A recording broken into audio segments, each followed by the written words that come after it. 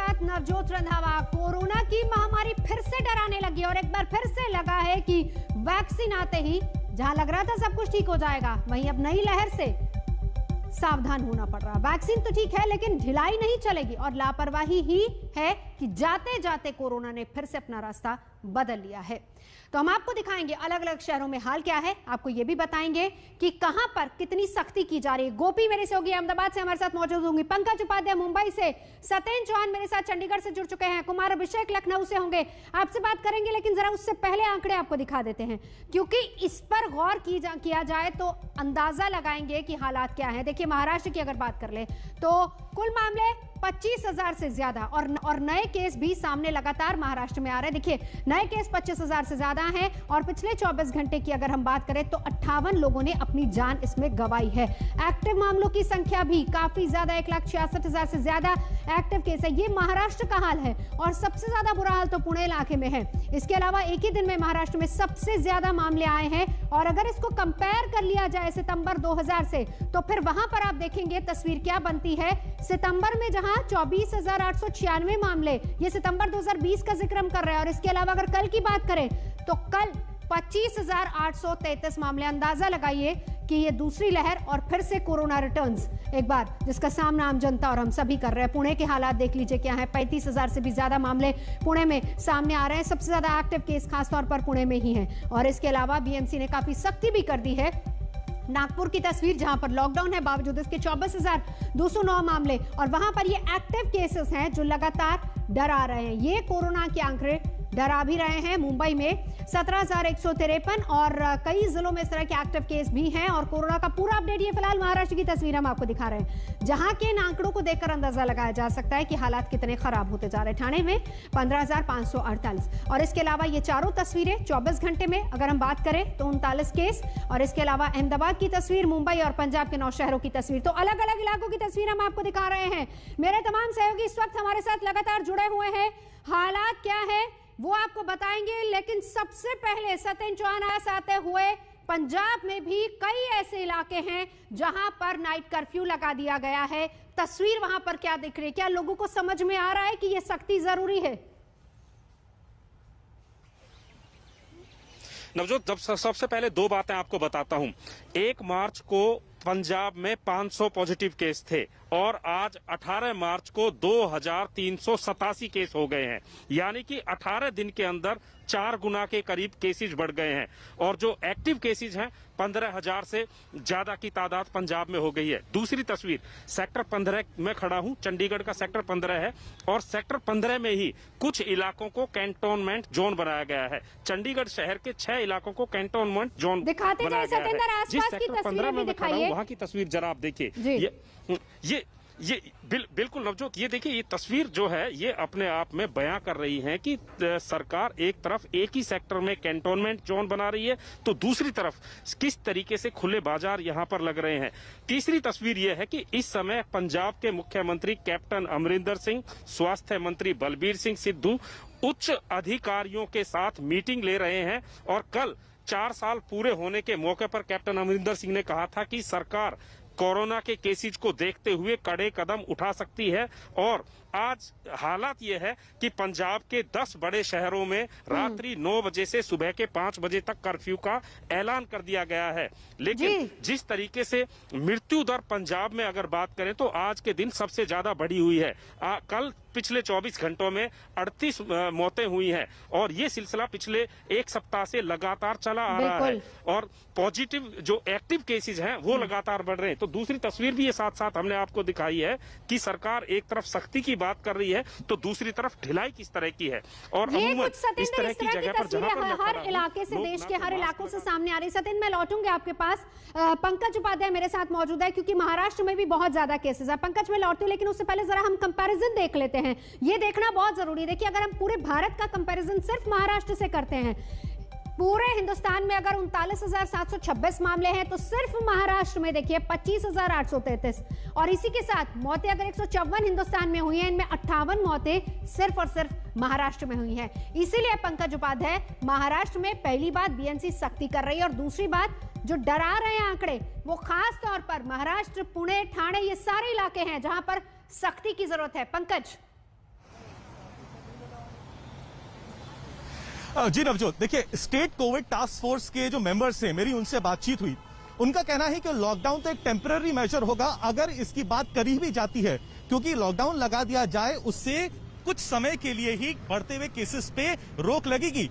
जैसे ही लॉकडाउन खुलेगा एक बार फिर से केसेस बढ़ना शुरू हो जाएंगे, क्योंकि इस वायरस के बारे में और ज्यादा जानकारी अभी नहीं है। क्या कोई नया म्यूटेशन है जिसकी वजह से यह सर्च देखी जा रही है? इस बारे में करीब 1200 samples national institute of virology Pune में भेजे गए हैं, लेकिन अभी तक कोई कंक्लूसिव रिपोर्ट इसके बारे में नहीं आई है। इसीलिए टास्क फोर्स ने राज्य सरकार से यह कहा है कि लॉकडाउन के बारे में मत सोचिए, कोशिश करिए ज्यादा से ज्यादा टेस्टिंग करिए, कॉन्टैक्ट ट्रेसिंग करिए, उसके बाद ट्रीटमेंट करिए। और मैं आपको एक फिगर बता देना चाहता हूं नवजोत, फरवरी के माह में क्योंकि विदर्भ इलाके में अमरावती, यवतमाल जो सेंटर बने थे, एपिसेंटर थे जहां केस बढ़ रहे थे, पॉजिटिविटी वहां बहुत ज्यादा थी। देखिए एक महीने के अंदर कितना ज्यादा अंतर आया है। 14 फरवरी को अमरावती में पॉजिटिविटी रेट था 50% और यवतमाल में था 41%। एक महीने के अंदर में टेस्टिंग के बाद देखिए आज पॉजिटिविटी रेट अमरावती में है 12% और यवतमाल में है 9%। यानी जो स्टेट कोविड टास्क फोर्स के मेंबर्स कह रहे हैं कि अगर आप ज्यादा से ज्यादा टेस्टिंग कर रहे हैं, कॉन्टैक्ट ट्रेसिंग कर रहे हैं, तो फिर इस वायरस को काबू में लाया जा सकता है। और यही बात शायद अब बृहन मुंबई म्युनिसिपल कॉर्पोरेशन ने मुंबई में भी समझ ली है और उसने कहा है कि जो पहले नाइट कर्फ्यू की बात हो रही थी उसको दरकिनार करिए। फोकस हमारा रहेगा इस पर ग्राउंड रूल्स जो हैं उसका किस तरीके से कड़ाई से पालन किया जाए। हाँ। इसीलिए क्योंकि वीकेंड्स में मॉल्स में ज्यादा बहुत भीड़ हो जाती है, ऑफिस गोअर्स सुबह शाम होटल्स रेस्टोरेंट्स में बहुत ज्यादा भीड़ कर देते हैं, दादर मार्केट में बहुत ज्यादा भीड़ हो जाती है, इसलिए उसने कहा है यहां पर विजिलेंस और ज्यादा बढ़ेगी। सबसे अहम फैसला क्या लिया गया है, 22 मार्च से यानी सोमवार से मॉल्स के अंदर जाने से पहले आपको आरटीपीसीआर नेगेटिव टेस्ट रिपोर्ट दिखानी पड़ेगी। अगर आपके पास रिपोर्ट नहीं है तो एंटीजन टेस्ट करवाना पड़ेगा। पंकज, मैं लौटती हूँ आपके पास, गोपी भी मेरे साथ है। गोपी आपके पास भी लौटेंगे, लेकिन देश का हाल जरा देख लीजिए। कोरोना के 39,726 नए मामले सामने आए हैं और देश में पिछले 24 घंटे की अगर बात करें तो 154 लोगों ने कोरोना की वजह से अपनी जान गंवाई है। ये अभी तक का कोरोना अपडेट, और इसमें सिर्फ महाराष्ट्र की बात करें तो 25,833 नए मामले महाराष्ट्र में सामने आए हैं, जिसमें एक दिन में 58 लोगों ने कोरोना की वजह से अपनी जान गंवाई है। ये महाराष्ट्र की भी तस्वीर 11 सितंबर के बाद अगर महाराष्ट्र के केसेस की बात करें तो एक रिकॉर्ड केसेस महाराष्ट्र में सामने आए हैं। मुंबई में बिना टेस्ट के अब मॉल में एंट्री नहीं होगी, जैसा पंकज बता रहे थे। लेकिन हम सीधा गोपी के पास चलेंगे। गोपी, सूरत में सबसे ज्यादा सख्ती, अहमदाबाद में सख्ती, वडोदरा, राजकोट, तमाम ऐसे इलाके हैं जहां पर सख्ती बरती जा रही है। कहने को ग्राउंड पर तस्वीर क्या है गोपी? बिल्कुल नवजोत, आपको बता दूं कि काफ़ी सख्ती बरती जा रही है, लेकिन कहीं ना कहीं ये सख्ती जो है ये नाकाफ़ी साबित हो रही है कोरोना को रोकने में। अगर आपको फरवरी का हम डेटा दें तो फरवरी में गुजरात के अंदर करीब 250 से 300 के बीच में कोरोना के टोटल मामले थे, जो कि मार्च आते आते 1200 तक पहुंच चुके हैं। कल का जो लेटेस्ट डेटा आया है उसमें 1200 के आसपास कोरोना के जो संक्रमित है वो पाए गए हैं, जिसके चलते अहमदाबाद म्युनिसिपल कॉर्पोरेशन के जरिए जितने भी बाग बागीचे, मल्टीप्लेक्स, थिएटर्स, ये सारी चीज़ों को फिलहाल बंद करने के लिए आदेश दे दिया है। सैटरडे संडे में ये बंद रहेंगे। साथ ही अगर बात की जाए रात्रि कर्फ्यू की, तो कहीं ना कहीं रात्रि कर्फ्यू भी रात को 9 बजे कर दिया गया है। जो टाइम लिमिट थी पहले 12 बजे की, उसको बढ़ा के अब 9 बजे कर दिया गया है। सुबह 6 बजे तक ये रात्रि कर्फ्यू रहेगा। साथ ही एक हाई लेवल मीटिंग भी मिली थी मुख्यमंत्री की अध्यक्षता में, उसमें ये फैसला लिया गया है कि सबसे अहम बात है कि वैक्सीनेशन को बढ़ाया जाए। कहीं ना कहीं जो वैक्सीनेशन है वो दिन में करीब 1.5 लाख जितने वैक्सीनेशन होते हैं, तो उसको बढ़ाकर अब 3 लाख तक पहुंचाने का टारगेट है। तो उसके लिए जो फैसिलिटीज है वो भी क्रिएट की जा रही है। साथ ही जो कोल्ड चेन है उसको बनाने की भी एक फैसिलिटी बनाई जा रही है। तो वही जो कॉन्टेक्ट ट्रेसिंग है उसको भी लेकर अब प्रशासन अलर्ट हो गया है कि कहीं ना कहीं जो कॉन्टेक्ट ट्रेसिंग है अगर वो किया जाएगा तो कोरोना के मामलों में जरूर कटौती होगी। लेकिन फिलहाल जो मामले हैं वो लगातार बढ़ रहे हैं गुजरात में। बिल्कुल गोपी, लौटती हूं। कुमार अभिषेक मेरे साथ मौजूद हैं। कुमार अभिषेक, अभी 4 साल पूरे होने पर मुख्यमंत्री योगी आदित्यनाथ ने अपनी तमाम उपलब्धियां गिनवाई, जिसमें कोरोना का जिक्र भी उन्होंने किया। कितनी बड़ी उपलब्धि, खास तौर पर अगर हम उत्तर प्रदेश की बात करें?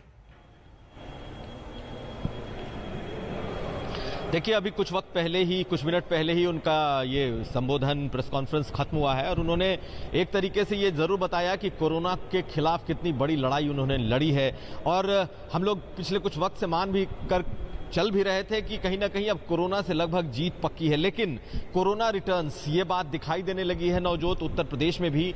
और जो मामले फरवरी के आखिर तक 500 के नीचे आ गए थे, 400 से भी कम पहुंच चुके थे पूरे उत्तर प्रदेश में, वो आज बढ़कर 2200 से ऊपर चले गए हैं। आज का आंकड़ा 2235 है और पिछले 24 घंटे में पूरे उत्तर प्रदेश में 300 से ज्यादा मामले आए हैं और उसमें भी सबसे ज्यादा 77 मामले लखनऊ में पॉजिटिव केस आए हैं।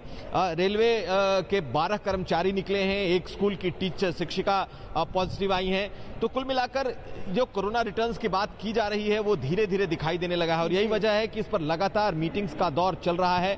और योगी आदित्यनाथ ने ये कहा है कि अब 50% RT-PCR और 50% 50% जो एंटीजन टेस्ट हैं वो मैंडेटरी होंगे। इसके अलावा चीफ सेक्रेटरी ने अभी 2 दिन पहले ये लेटर जारी किया है कि बाहर से आने वालों का टेस्ट कराया जाए और एंट्री दी जाए और उसे देखते हुए तमाम जगहों पर मुनादी हो रही है, चाहे एयरपोर्ट हो चाहे रेलवे स्टेशन हो, और सब जगह टेस्टिंग शुरू हो चुकी है। नजर आप बनाए रखिए। आप तमाम रिपोर्टर्स का बहुत बहुत शुक्रिया।